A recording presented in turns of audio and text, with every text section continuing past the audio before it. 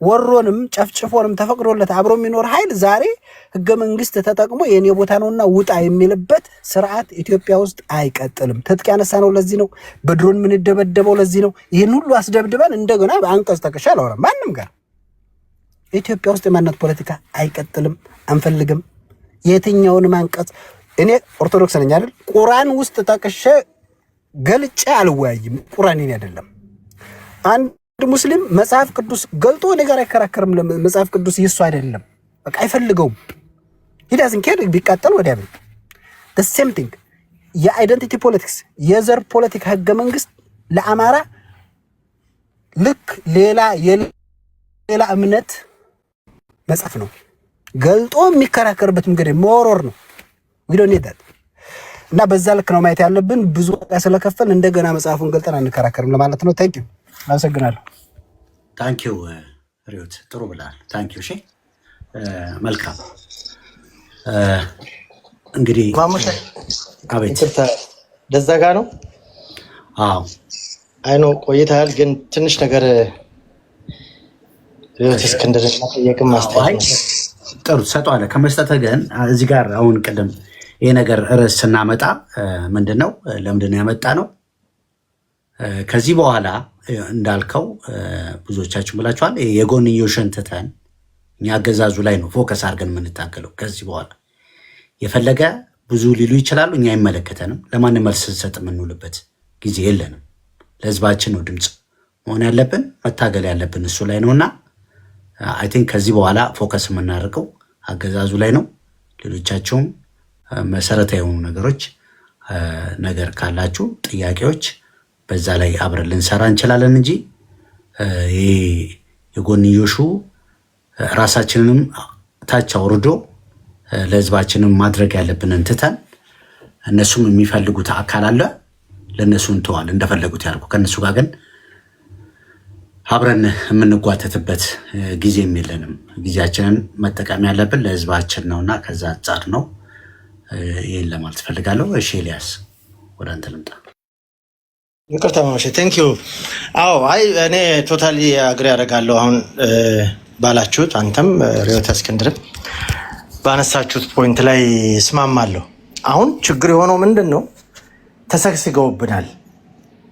የዚህ የህልውና ትግላችን አካል መስለው ተሰግስገው ቀላል የማይባል ፖርሽን ይሄ ለመከፈሉም እኮ ለልዩነትም ምክንያት የሆነው አሁን ቀደም ያነሳችሁት አትሊስት የውጭው ማህበረሰብ አማራ ብዙ የለም ደጋፊ የለው፣ ጠቅላላ በጠላት ነው የተከበበው። በጣም ስትራቴጂካሊ ፕላን ነድፈው ነው እየተንቀሳቀሱ ያንን ኤግዚኪዩት እያደረጉ ያሉት። በቃ እንደተባለው ነው። ምንም ወደዚህ ወደዛ የምንልበት ነገር አይደለም። በጣም ሲሪየስ የሆነ የመጨረሻ ቆርጠን የገባንበት የትጥቅ ትግል ነው። ምንም ጥያቄ የለው። እነዚህ ወገኖች ግን አሁን እንደው ሪዮት እስክንድርንም በዚህ አጋጣሚ መጠየቅ እንፈልገው ምንድን ነው ሰሞኑን ያው እየሰማህ ነው እንግዲህ አንዳንድ እንደዚሁ በዚህ ህልውና ትግል ውስጥ ያለነው ለአማራ ነው የምንታገለው ብለው የሚሉ እንዴት የመሪዎቻችንን በሁሉም አቅጣጫ ያለውን ዲስክሬዲት ለማድረግ እስካሁን የሰሩትን እስካሁን ሲታገሉ ሲዋደቁ የነበረውን ነገር ሁሉ ውሃ የሚቸልስ ከዛም ቀጥሎ ደግሞ በመከራ የተመሰረቱ ድርጅቶችን እንደዚሁ ዲስክሬዲት ለማድረግ እና ኢሬሌቫንት ለማድረግ እየተከሄደበት ያለ መንገድ አለ። ቀላል የማይባል የአማራውን ማህበረሰብ እያደናገሩ ያሉ እውነት ነው። ፎከሳችን አገዛዙ ነው፣ ይሄ ሊያጠፋን የመጣው ኃይል። ነገር ግን ደግሞ ከጎናችን ደጋፊ ሊሆነን የሚችለውን ደግሞ ኃይል ያንንም ደግሞ ከፍሎ ይዞ መሄድ ራሱ ከዛኛው ተለይቶ የማይታይ ነው። ኢግኖር ልናደርገው አንችልም። የግዴታ ማህበረሰቡ እንዲያውቃቸው ማድረግ መቻል አለብን። ሞቲቫቸው ምንድን ነው? ቱ ዘ ኤክስተንት እኮ አሁን ኮንስቲቱሽኑ ራሱ ኪፕ ይሁን እያሉ እኮ ወጥተው እየተናገሩ ነው። የሚበጀን ነው እስከ ማለት ደረጃ ደርሰዋል። ስለዚህ ይሄንን ቀላል የማይባለውን የአማራውን ማህበረሰብ የሚከፍል ደጋፊውን የሚበትን ስራ ነው እየተሰራ ያለው እና አሁን ሪዮትም ሁልጊዜ እንደምትለው አንድነት ዋና ፐርፐዙ ይሄ ነው። እነዚህን ፈልቅቆ ለማውጣትና የአማራን አንድነት አምጥቶ ዋናው ግባችን ይሄንን ጠላት የማቆም ነው። ከዛ በኋላ ሀገረ መንግስቱን የመረከብ ነው እና ትክክለኛ ፍትሃዊ ስርዓት የመገንባት ነው። ይሄው ነው እንግዲህ ፐርፐዙ። ስለዚህ በዚህ ሂደት ላይ እነዚህን ሰዎች ግዴታ የሚያደናግሩበትን ነገር ማቆም አስፈላጊ ነው እና በዚህ አጋጣሚ ግን ሁል ጊዜ ሪዮት እስክንድር ይሄ መደረጋል። በእርግጥ ፖዚቲቭ ነህ፣ በተለይ ለአንድነት ጥሩ ነገር ነው ያለ። ግን ይሄን ቢያደርግ ነው የምትለው አሁን የሚደረጉ ስራዎች የምታየው ነው። ጠላት ኦርጋናይዝድ ሆኖ ደጋግመን እንደምንለው በደንብ ፕላን አድርጎ የአጭር ጊዜ መካከለኛ የረጅም ጊዜ ፕላን አድርጎ ነው አማራን ለማጥፋት እየሄዳሉ።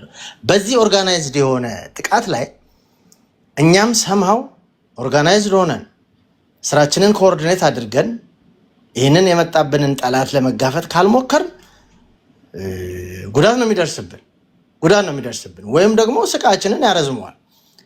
ስለዚህ ለዚህ ነው እኛ ተደራጅተን ያው ለመንቀሳቀስ እየሞከርን ያለ ነው። በዚህ ላይ እኛ እንፈልጋለን ብዙ ኤክስፒሪየንስ ያላቸው ቅድም ስታነሳ ነበር ብዙ ነገሮች።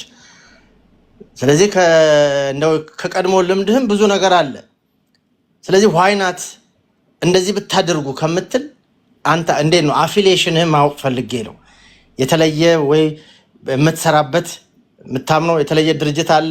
እንዴት ነው ኢንተረስት ማወቅ ፈልጌ ነው። በዚህ ትግል ላይ የራስህን አስተዋጽኦ ለማድረግ ግዴታ ኦርጋናይዝድ ሆኖ መንቀሳቀስ የግድ ነው።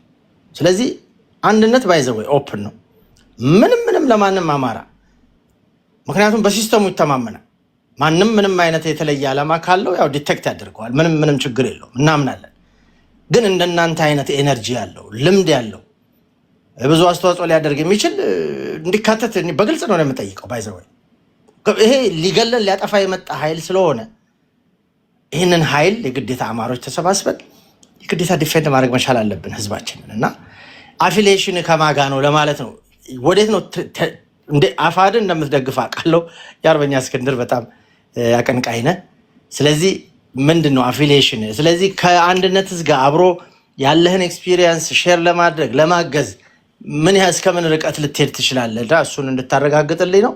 ሌላው ግን ይሄ በጎን የምናደርገው ነገር ዋናው ጠላታችን ዊኖ አገዛዙ። ስለዚህ እዛ ላይ መረባረብ አለብን። በጎን ግን እነዚህን ደግሞ የሚያደናግሩትን ያው ሰሞኑን እንዳየውም እንዳልኩት ነው እንዴት እየወጡ የሚናገሩትን ነገር እየሰማ ነው። ስለዚህ ምን ያህል ሬዲ ነህ ለማለት ነው። ማሙሼን ለመጠየቅ ፈልጌ ነው። አመሰግናለሁ። ኦኬ ልቀጥል። ማሙሼ እንታወራለን።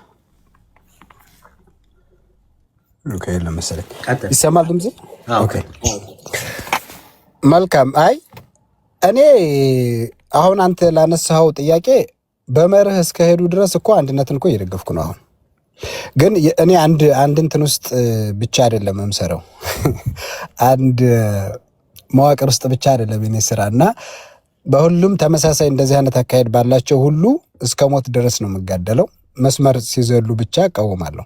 ከዛ ውጭ አፋሕድን ብቻ አይደለም የአንድነትን ማደረጃጀት ይሄን ብቻም አይደለም ሌሎችም እንደዚህ የሚመጋገቡትን ስራ እሰራለሁ። ስፔሲፊካሊ አንድ ቦታ ላይ ከተቀመጥኩ ግን አሁን የምሰራውን ሁሉን አቀፍ ስራ የትኛውንም መሞገትና እንትን ማለት አልችልም። ምክንያቱም አንድ አደረጃጀት እስከሆንክ በህግና በመርህ ትያዛለህ። የምትናገረው የምተነፍሰው በዛ ብቻ ይሆናል፣ ይታጠራል። እና ግን በመርህ እስከተራመደ ድረስ እኔ አንድነት ጎኑ ነኝ። አሁንም አፋሕድ እንደምደግፈው ሁሉ ማለት ነው። እና ለአማራ ህልውና ትግል አሁን ብዙ ጊዜ በአንደርስታንዲንጋችን ሊላይ ይችላል እንጂ የአማራ ህልውና ትግል ሲባል አንድነት የያዘው መርህ ትክክል እስከሆነ ድረስ መደገፍ አለብኝ። እደግፋለሁ፣ ምችለውን አደርጋለሁ። አፋሕድን በመርህ እስካለ ምችለውን አደርጋለሁ። ከመርህ የሚወጡ ከውስጥ ሲኖሩ ደግሞ እታገላለሁ። ምናልባት ካያችሁኝ አፋብኃ ውስጥ አሁን ካሉት መርሃቸውና መስመራቸውን አልደግፍም። ከዛ ውስጥ የሆኑ ቡድኖች ግን የእኛን ዓላማ የሚደግፉበት ነገር ሲኖር መልካም ድጋፍ አድርጋለሁ። የሚቃወሙንና የሚያጠፉብን መንገድ ደግሞ እቃወማለሁ። ለራሴ አድቫንቴጅ እመክራለሁ። ስለዚህ አሁን ባለው ሁኔታ እናንተ እየደገፍኳችሁ ነው፣ አይዟችሁ እያልኩ ነው። በምችለውም እያደረግኩ ነው። አፋሕድን ብቻ አይደለም ደግፈው አንድነትም ደግፋለሁ። አንድነት ነገ ከመስመሩ ሲለቅ ሞግተዋል። በአሰራር ደረጃ ግን እንዳልኩ አንድ ቡድን ውስጥ ብቻ አይደለም እኔ ያለሁት። የአማራ ህልውና ትግል የሚለውን ነው ሰፋ ያለ እንቅስቃሴ ነው ማድረግ የምፈልገው፣ እያደረግኩም ያለሁት። እስካሁንም ለባለፉት 2-3 ዓመታት ካየህ የነ ታላቁ እስክንድርን መስመርም ሆነ እነ ታላቁ እስክንድርን ሶሻል ሚዲያ ላይ ካራክተር አሳሲኔሽን ሲደረግባቸው ጥቂት ሆነን የተፋለምነው በዚህ መስመር ነው። በአንድ እንትን ውስጥ ብገባ አሁን ለምሳሌ ይቸገራሉ። ከዛ ውጭ ግን አሁን አንተ የምትለው ፖዚቲቭሊ ደጋፊ ነኝ ማለት ነው አሁን ላለው።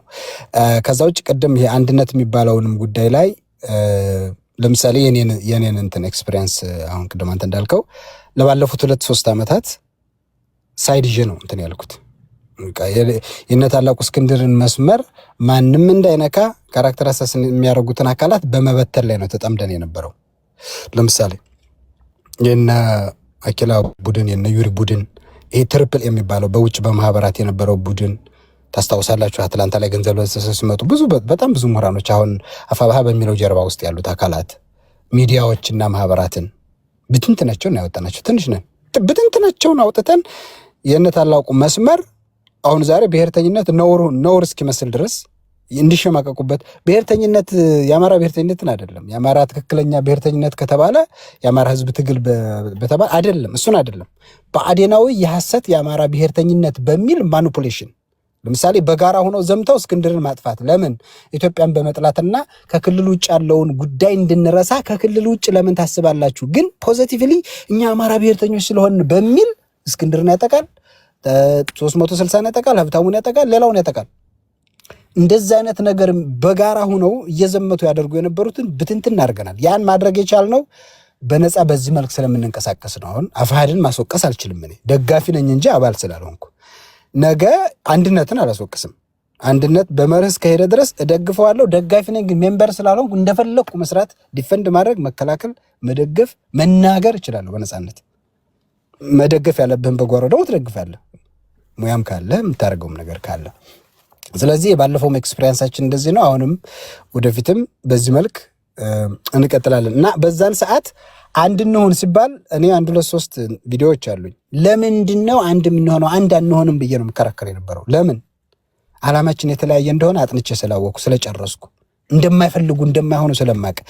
የባለፉ 6 ወራት ግን ስም አልጠቅስም፣ ታላላቅ ወንድሞች በአማራው ትግል ውስጥ ታላላቅ ወንድሞች እስኪ አንድነት ስበኩ፣ እንሞክረው፣ በቃ ለእኛ ስትሉ በቃ ምናምን አይታችሁኛል። የአፋሕድና የአፋባሃ ባልተፈጠረበት እንደተፈጠረ እንዲሆን እንዲያስቡ አፋጎ ትቶ ቢወጣ እኔ ካልመራው ብሎ ትቶ ቢወጣ 3 ክፍለ ሀገር ኤግዚስት አድርጋችሁ ይዛችሁ መቀጠል ትችላላችሁ የሚለውን እኛ እንፈጠር ነው።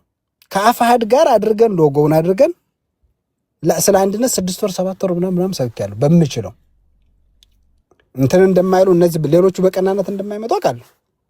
ግን አንደኛ ታላላቅ ፖለቲከኞች እንደ ምቀኝነት እንደ ስፓይ እንደ ላይክ የነ እስክንድር መስመር ብቻ እንዲያሸንፍ እንጂ የአማራን ማንፈልግ የመሰላቸው አካላት ጥያቄ ያቀረቡ ለምንድን ነው? እስኪ ባላችሁ እንትን ሶሻል ሚዲያ ላይ እስኪ አንድነት ስበኩና ሞክሩ። ችግር የለውም ለእናንተ ስንል 6 ወር 7 ወር እንሞክረዋለን። ግን በአዲናዊ የሆነ ኃይል ተልኮ ያለው ኃይል የአካባቢ አጀንዳ ያለው ኃይል አንድ ሊሆንልህ አይችልም። አማራዊ ኃይል እንዲፈጠር አይፈልግም። ያንን አረጋግጠናል። በድጋሚም በሌሎቹ በወንድሞቻችንም ትእዛዝ አይተነዋል። 6 ወር 7 ወር ግን አንድነት የሚለው በአንድ በኩል እኔ እንድታስቡት የምፈልገው ትልቁ የአማራ ህዝብ ትግል እንቅፋት፣ የፋኖ እንቅፋት አንድነት የሚባል ቃል ነው። በጣም አደገኛ በታታኝ አንድ የማይሆኑ ሰብስታንሶችን አንድ የማይሆኑ ኤሌመንቶችን አስቀምጦ ስለ አንድነት ማሰብ ማለት ነው። አንድ እንዳይሆን አንድ የማይሆን አካል አስገብቶልሃል። እንዳትሄድ ትተው ደግሞ አንድ እንሆን እያለ ይይዛል። በሽምግልና ነው 2-3 ዓመት ጊዜያችን የፈጀ ነው። ለምን የማይታረቁ ሀሳቦች አሉ። አንዱ ክልል ላይ ነው የምቆመው፣ አይመለከተኝም፣ ከክልሉ ስርዓቱ ያስፈልጋል እያለ አንደኛው ኖ ይሄ ስርዓት ዘር ማጥፋት ፈጽሟል፣ አንደኛው ኖ አልፈጸመም፣ አንደኛው ኖ ፈጽሟል መወገድ አለበት፣ አንደኛው ኖ ስልጣን ነው የምንፈልገው እንጂ ስርዓቱ ምንም አላደርግም ይቀጥል የሚሉ 2 ተቃራኒ ሀሳቦችን አንድ ላይ አስቀምጦ ተቃራኒ ቡድኖችን አስቀምጦ ሁለቱንም አስታጥቆ ሁለቱንም እኩል ማህበራዊ መሰረት እንዲኖራቸው አድርጎ ከዛ ይመጣና አንድ መሆን አለብን ስለ አንድነት አውሩ ይልሃል።